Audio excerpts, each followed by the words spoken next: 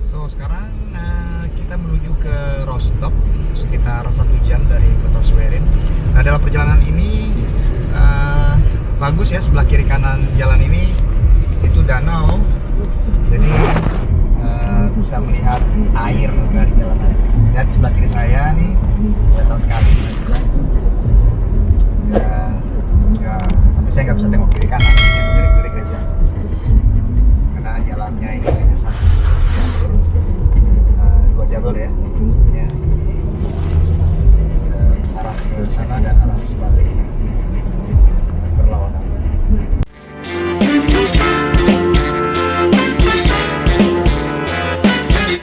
Sekarang saya berada di kota Rostock, sekitar 1 jam dari Schwerin, dan saya akan ngasih tahu kalian ada apa aja di sini. Ini saya baru keluar dari hotel, jadi kemarin sore saya sampai lalu menginap di hotel, salah satu hotel di kota Rostock ini, dan ini saya akan menuju ke apa sih, Hafen, atau di sini banyak kapal-kapal. Ada apa aja. Cuacanya kurang mendukung, agak dingin tapi nggak hujan sih. Oke. Kita lihat sama-sama nanti ya ada apa aja. Oh ya sahabat semuanya, jumlah penduduk di Rostock ini sekitar 208.000 ya, jiwa, lebih banyak daripada penduduk di kota Schwerin kemarin. So ini seperti ini ya, di belakang saya. Ini pelabuhan di Rostock, tidak terlalu besar dibanding kota-kota lainnya, pelabuhan di kota lainnya seperti di Hamburg, di Bremen atau di Bremerhaven. Itu kita lihat ada kapal laut ya. Ya, seperti ini ya suasananya sahabat. So teman-teman semuanya, ini saya sudah dekat dengan kapal yang tadi saya menuju ke sini. Tuh seperti teman-teman lihat semuanya, ada kapal laut ya, nggak besar sih. Itu namanya Stefan Jansen ya. Ini di sebelah sini juga ada kecil. Nah itu ada kapal juga yang apa namanya untuk sightseeing, Kasper Om, tapi ini karena masih pagi jadi masih kosong. Ya ini di wilayah Hafen ya, bagi sahabat yang ingin jalan-jalan ke Eropa, ke Jerman ya, kalau ada waktu mampir juga lah ke kota Rostock dan juga kota Schwerin yang saya kunjungi juga sebelumnya. Ini suasananya, ini karena hari Minggu jadi sepi ya, karena memang di Jerman kalau hari Minggu jarang sekali ada aktivitas karena toko-toko juga hari Minggu juga tutup gitu. Tapi selama cuaca tidak hujan, kita bisa sightseeing, lihat-lihat lokasi tempat objek-objek wisata. Nah ini tadi banyak wisatawan juga sudah menaiki kapal ini. Mereka ingin jalan-jalan ya, melihat kota Rostock dari apa ya, dari perairan ya, mulai start dari pelabuhan ini dan akan melihat kota Rostock dari perairan, bukan dari jalan darat. Ya di sebelah sana teman-teman kita lihat juga banyak kapal-kapal ya, yacht kalau bahasa Jermannya. Jadi kapal layar yang kecil yang biasanya kalau udah musim panas mereka di sini suka buat apa ya, pertandingan lomba kapal layar. Dan ya dari sini saya akan ke kota tua atau Altstadt. Pengen tahu juga ada apa sih di sana, karena memang khas setiap kota itu adalah Altstadtnya. Ini karena Rostock di wilayah utara Jerman, jadi memang dekat sekali dengan laut ya, jadi banyak air. Ya sahabat, ini saya akan menuju Altstadt atau kota tua melalui jalan ini. Kita lihat rumah-rumahnya berbeda dengan di Berlin ya. Ini model di wilayah Jerman bagian utara seperti ini. Ini sangat menarik seperti ini.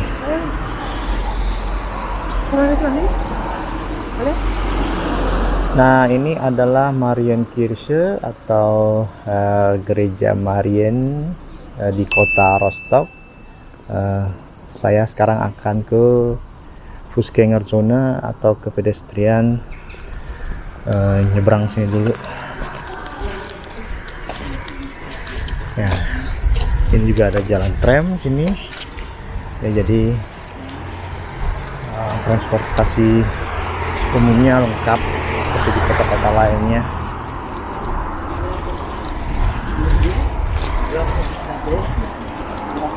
Sepi ya, jalannya sepi. Hari Minggu di pagi hari orang istirahat di rumah. Mungkin nanti siang baru keluar biasanya. Dan ini toko-toko juga yang saya lewati tutup karena memang hari Minggu di Jerman toko-toko pada tutup. Mereka hanya buka sampai dengan hari Sabtu, dari Senin sampai dengan Sabtu.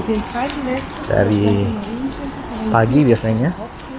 Ada yang dari jam 8, ada yang dari jam 9, tapi umumnya dari jam 10 dan tutupnya jam 8 malam.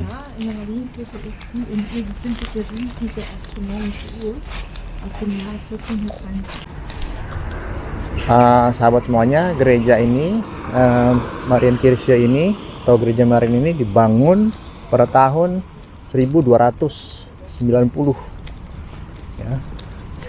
Jadi dibangunnya tahun dari 1290. Hebat memang bangunan-bangunan di Jerman. Dan ini saya menjumpai apa ya ini namanya, denah kota Rostock yang dibuat dari apa nih? Dari kayaknya dari tembaga. Yang jelas ini dari metal ya. Buat. Terus ada keterangan-keterangannya juga. Apa saja? So, ada Marienkirche, ada universitas. Ya. Jadi ini kota Rostock. Ini dia Marienkirche. Ya, secara miniaturnya di denah ini. Nah, inilah kota Rostock yang dibuat denah kota Rostock dibuat ini dari tembaga seperti ini.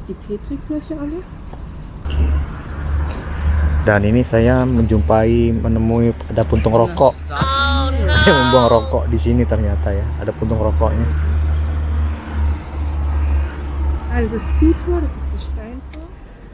Ini saya menjumpai lagi rumah model zaman dulu banget. Saya nggak tahu ini tahun berapa ya. Mungkin ini masih tahun 1500, 600. Oh enggak, itu ada tahun 1731. Nah, ini dibangun tahun 1731. Oh, rumah tahun 1700-an masih kokoh berdiri, dan memang rumah-rumah bersejarah ini di Jerman tidak boleh dihancurkan ya, jadi untuk monumental kenangan. Dan di depan saya itu adalah gedung Rathaus atau kantor balai kota Rostock ya. Kantor balai kota Rostock, biasanya wali kotanya berkantor di situ ya. Namanya Rathaus, di Jerman namanya Rathaus. Jadi dimanapun di kota-kota di Jerman ini pasti ada kantor wali kotanya dan namanya adalah Rathaus. Inilah Altstadtnya atau kota tua di wilayah Rostock, Old Town. Ini kendaraan umum tram yang bisa dipergunakan juga di kota Rostock.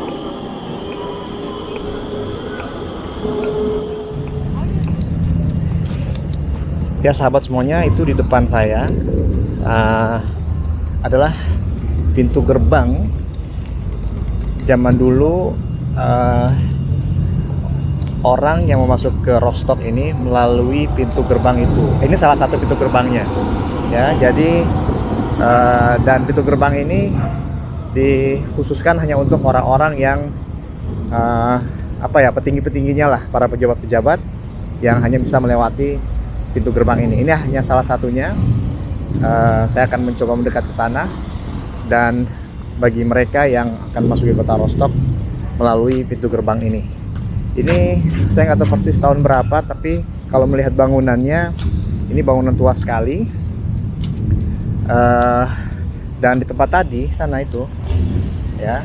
Jadi dulunya juga tempat menghukum para orang-orang yang bersalah, khususnya para Hexe kalau bahasa Jermannya, atau para penyihir-penyihir. Biasanya di wilayah sana dulu dihukum. Dan para petinggi-petinggi itu memasuki kota Rostock ini melalui pintu gerbang ini. Ini hanya salah satunya, jadi ada beberapa, karena dulu kota Rostock juga dikelilingi oleh tembok. Ya, ini zaman dulu sekali tahun. Itu ada tahunnya, nampak bangunan itu mungkin dibangun atau berdiri pada tahun 1576 ya. Tahun 1576. Menarik sekali. Nah, ini tram yang melewati wilayah ini. Ya, memang bangunannya antik sekali. Itu kalau kita baca, ini bukan bahasa Jerman sih. Sit in Trate Concordia e Republica Felicitas. Ini bahasa Spanyol ya. Tahun 1576.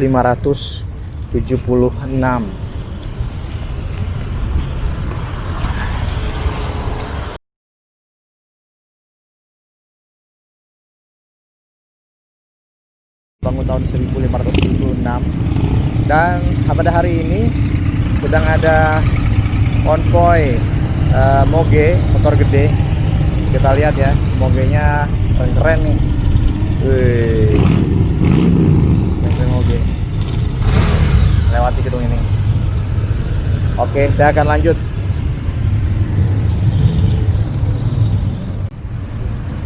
Ini saya menjumpai namanya Ständehaus Rostock. Ini sepertinya namanya tempat Oberlandesgericht atau semacam pengadilan tinggi negeri di kota ini. Gedungnya sangat unik, gedung tua. Nah, seperti ini teman-teman ya, kalau kalian lihat, unik sekali.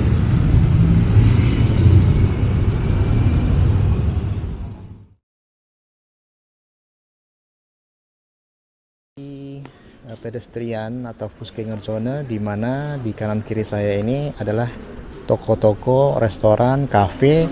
Jadi buat sahabat semua yang misalnya ke kota ini, ke kota Rostock, harus mengunjungi tempat ini, karena bagi yang suka belanja ya di tempat inilah kalian bisa belanja. Juga banyak restoran, banyak kafe, ya bisa nongkrong di sini. Tapi kalau hari Minggu seperti ini, yang jelas pada tutup semua kalau toko-toko ya, tapi restoran dan kafe-kafe buka. Nah, inilah suasananya, pedestriannya ya, di samping kiri kanan toko-toko. Sini juga ada mall ya, walaupun tidak besar. Di dalam sana ada mall, pertokoan, tapi di pedestrian ini dari toko-toko ini ada Marco Polo. Nah, di situ yang mau makan McDonald ada McDonald. Nah, itu di depan saya, gedung yang merah itu adalah Universitas Rostock. Jadi Universitas Negeri Rostock. Gedungnya juga antik, bangunan tua. Dapat teman-teman lihat semua di video ini. Ya, inilah ya, hari Minggu sepi karena toko-toko nggak ada yang buka ya, seperti ini.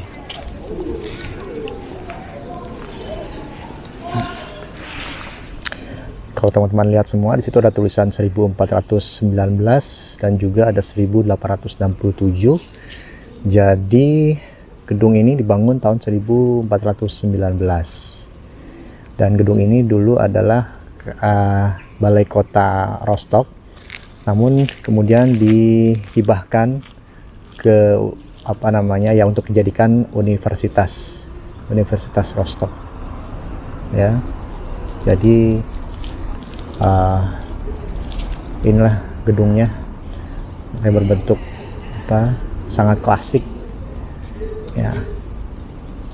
Ya sahabat semuanya, di wilayah ini juga ada tempat air mancur sebetulnya, cuma nih karena udah dingin air mancurnya nggak keluar. Dulu dibangun pada tahun 1980, tapi diprotes karena memang patung-patungnya ini terdiri dari memang ini ada patung orang-orang bugil, telanjang ya, sehingga akhirnya lokasi air mancur ini diberi nama Pornobrunnen bahasa Jermannya, jadi tempat air mancur porno, ya. Dan ini dibangun pada tahun 1980. Sekali lagi karena banyak diprotes, ini melihat patung-patungnya telanjang, bugil, dan saling ada kontak badan di patungnya itu, jadi mereka menamakan tempat air mancur ini sebagai tempat air mancur porno atau Pornobrunnen. Menarik kan?